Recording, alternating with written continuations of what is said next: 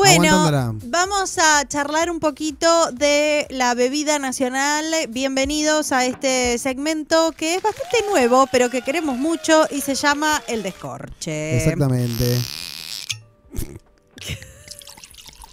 Me encanta. Me encanta esto. Este es un segmento donde te enseñamos sobre cultura vitivinícola argentina para que la próxima vez que te inviten a una cata, a una degustación, vos sepas datos curiosos y seas el más sabiondo Exactamente. de la habitación. Y no te quedes papando moscas en una esquina sin saber nada de lo que estás tomando, amigo. Exacto, puedes amigo, tirar amiga. un facto. Exacto. O de repente también, estos son datos mucho para repuntar una conversación en una cita, viste que venís medio... Cuando venís medio flojo de tema de conversación, medio flaqueando, sacate un dato del vino. Estos son temas que ayudan. Exactamente, estoy de acuerdo. Bueno, ¿cómo es que se transforma una uva en este maravilloso elixir que conocemos como vino? Hermoso tema de conversación, me parece. ¿Qué querés que te diga? Sí, gracias. Sea tinto o sea blanco. ¿El proceso es el mismo para los dos vinos? Empecemos No. por ahí. Muy bien. Bueno, cuente, desarrolle. Bien, en primera instancia tenemos la vendimia, la temporada de cosecha, que en Argentina es entre febrero y abril. En Mendoza se suele celebrar en marzo, para ser más específicos, y generalmente lo hacen coincidir con algún fin de semana largo por un tema de turismo, sea Claro, Semana obvio. Santa o el 24 de marzo, que es feriado nacional.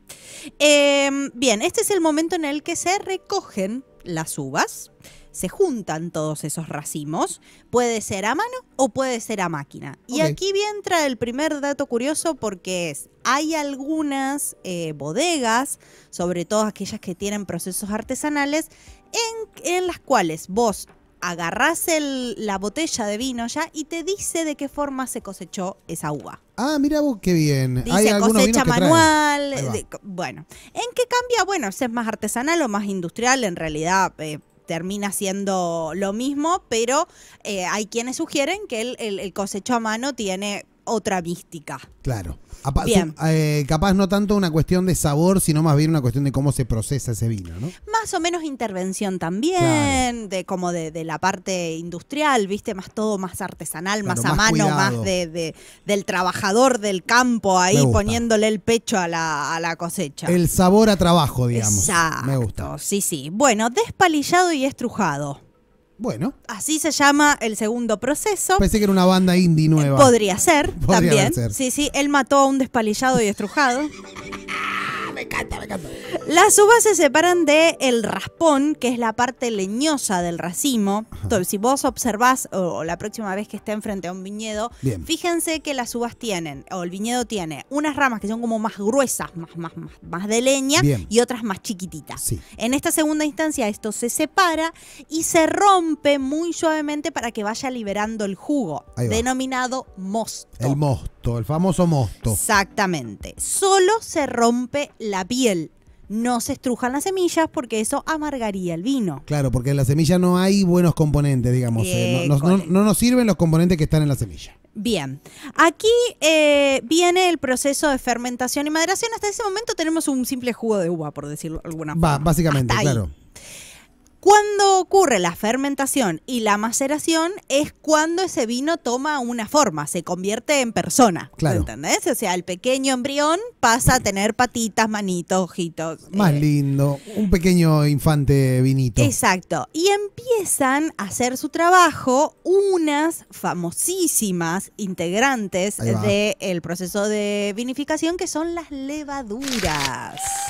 Qué fruta noble la levadura, amiga. Las levaduras están generalmente en la piel de la uva, inicialmente, pero aquí arrancan a comerse el Ajá. azúcar del mosto y lo transforman en alcohol y dióxido de carbono. Muy bien. En el vino tinto, y acá está la diferencia, el mosto está en contacto con el ollejo, Claro. lo que le da su color, sus taninos y sus aromas. Comprendido. Mientras que en el blanco se separa. Ok. Crianza y embotellamiento. Y acá viene la cuarta pata del proceso de vinificación, donde ese vino termina de adquirir sus propiedades y las características que lo vuelven único, y donde más se ha innovado en el último tiempo también. Es donde uno de los lugares donde más interviene el enólogo, ¿no? Como tratando de poder dejarle la impronta que quiere a cada vino.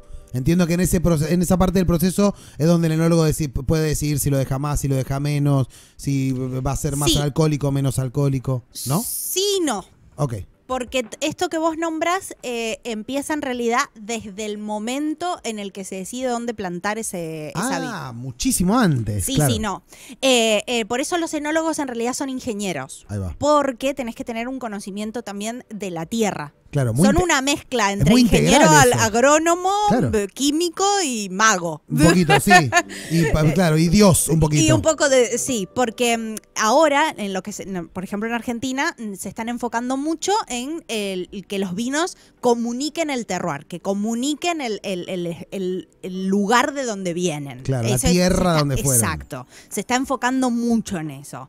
Entonces, ahí se necesita una planificación, un nivel de diseño y una persona que pueda pensar hasta eso. Es mucho, Y vos imaginate que para que una vid pueda ser cosechada tiene que tener de vida unos 5 años más o menos. Claro, porque los primeros años, los primeros creo que no da flor y después cuando da no son de tan buena calidad como que hay que dejar pasar varias cosechas para poder. Exacto, así que si es buena. Si es buena, claro. Así que es como medio un salto al vacío todo el tiempo. Sí, un poco sí. Hay cosas que ya con la tecnología se pueden prever, obviamente, con la previsión del clima y todo eso y el conocimiento de los diferentes terrenos, pero sigue siendo un poco arriesgarse todavía a ver si eso va a funcionar. No deja de ser un producto natural que está hecho de manera natural, entonces claramente está sujeto a la naturaleza justamente. Exactamente. Cuando el cuando el mercado del vino argentino se estableció con más fuerza a principios del siglo XX, lo que se utilizaba para almacenar el vino y para darle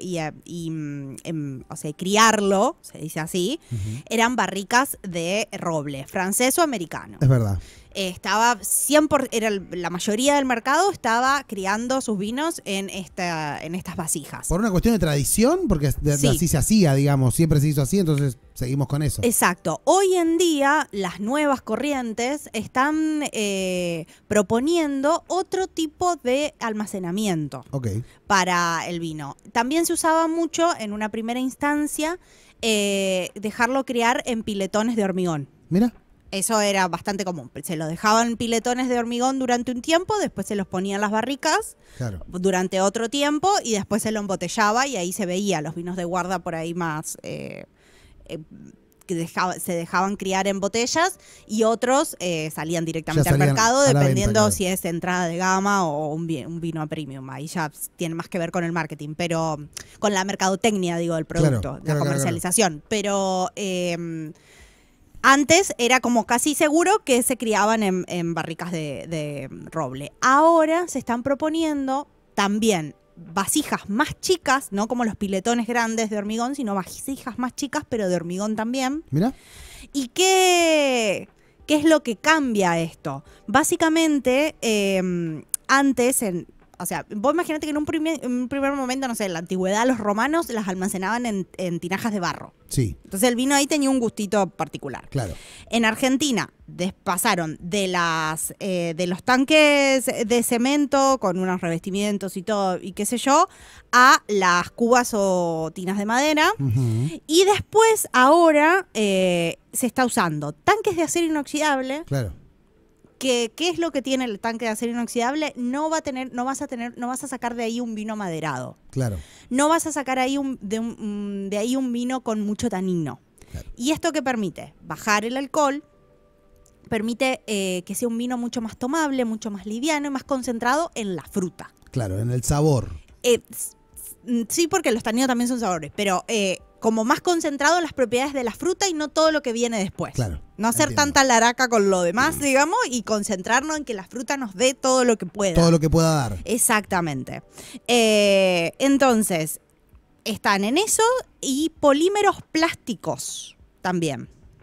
Claro, Tuve que venir a leer porque no me acordaba, nunca me acuerdo la palabra polímeros. Claro, sí son tanques plásticos básicamente. Sí, obviamente unos plásticos especiales, pero... En forma de huevito. Mira. Ovoides. Ajá. Es una de las tecnologías más recientes. Son tanques a menudo con forma de huevo o cilíndricos hechos de polietileno de grado alimenticio, Claro. y han sido adaptados por bodegas innovadoras como una alternativa económica a los mismos huevitos pero de hormigón. Claro.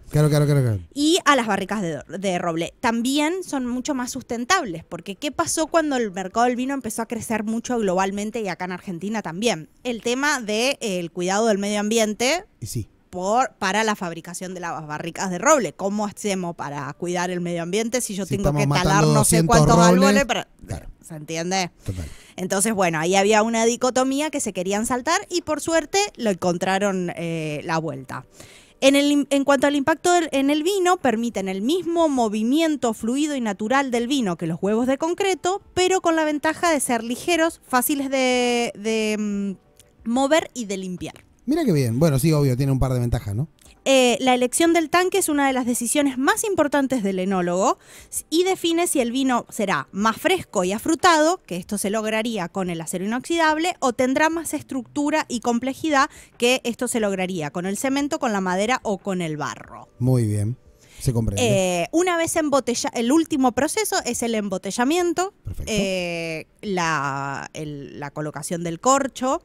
La mayoría de las bodegas de Mendoza, cuando vos haces el recorrido en Mendoza y en Salta también, si tienen ahí la fábrica de botella, o sea, si ellos embotellan ellos mismos su vino, porque a veces se terceriza, Ajá. pero si ellos embotellan su mismo vino, podés pasar a ver, y es generalmente manual. Claro, sí. Están los empleados poniéndole la etiqueta a Muy la bueno. botellita. Muy bueno. Porque las máquinas que hacen ese etiquetado de las botellas son como una inversión medio cara y medio al cohete. Claro, sí, porque es solo para algo muy específico, ¿no? Entonces ellos en la mayoría de los casos lo hacen manual. Y es lindo porque vos vas recorriendo y podés pasar por el lugar donde están trabajando en ponerle la etiqueta a la botella. Algo que parece algo tan simple, pero Sí. mira vos, es bonito que todavía se intervenga la mano del hombre ahí, Sí, ¿no? 100%. Sí, Me sí, encanta. eso sí. Así que, bueno, cuando viajen a alguna de las zonas de nuestro país que tienen viticultura, recuerden que no es solo Mendoza, también en Salta, en San Juan, en La Rioja, en Chubut, hasta en Chubut, en Neuquén, tenemos bodegas en Argentina. Así que si tienen la posibilidad de viajar, de recorrer y de entrar a alguna y ver el proceso, bueno, ya van a saber, porque hay un momento en el que ella te pregunta, ¿alguien sabe cómo es el proceso de fermentación del vino? Y bueno, ahí vos vas a poder responder. Levantar la mano. Levante la mano, yo lo escuché en Va con Todo. Con esta breve info y humilde que te hemos brindado el día de hoy. Gracias, Micaela, la lluvia púrpura.